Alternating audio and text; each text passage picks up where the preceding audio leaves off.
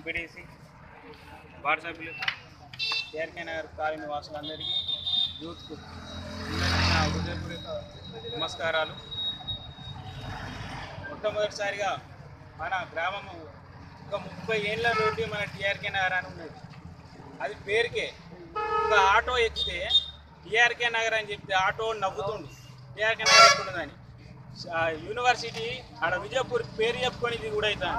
అక్కడ ఆపితే మళ్ళీ కొంచెం ముందుకని వచ్చి ఇది కూడా అవుతుంది. ఒక్కొక్క సిచ్యువేషన్లో ఆటో నడిపే వ్యక్తి ఇంకెంత దూరం అయ్యా గీడ అనుకుని ఇంత దూరం తీసుకొస్తున్నావు అని ఒకసారి నా మీదికి ఆయన కోపాటాడు, ఇంకెంత దూరం అని. అట్లాంటి సిచ్యువేషన్ వచ్చింది మాకు.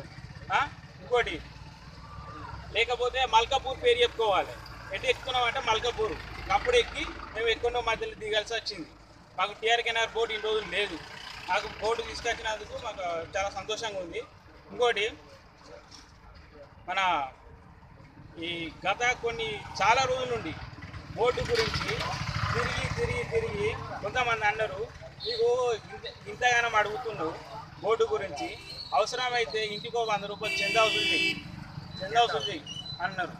నేను ఓటేసి గెలిపించుకుంది పని చేసుకోవడానికి, నా ఇంట్లోకి వెళ్ళి తీసుకొని పెట్టుకొని కాదు అని ఒక సమాధానం చెప్పిన. శభాష్ అన్నాడు. తర్వాత నేను గ్రామసభ మీటింగ్ జరిగింది, పైన 70-80 మందిల గ్రామసభ మీటింగ్లు అడిగిన.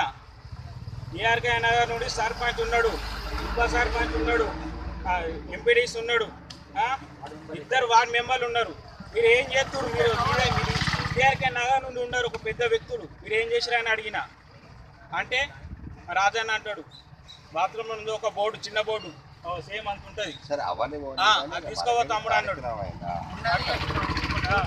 అంటే ఒక అధికారులు మీరు కాదు, ఎందుకంటే నేను బోర్డు గురించి తిరిగి కార్యక్రమం జరిగింది కదా.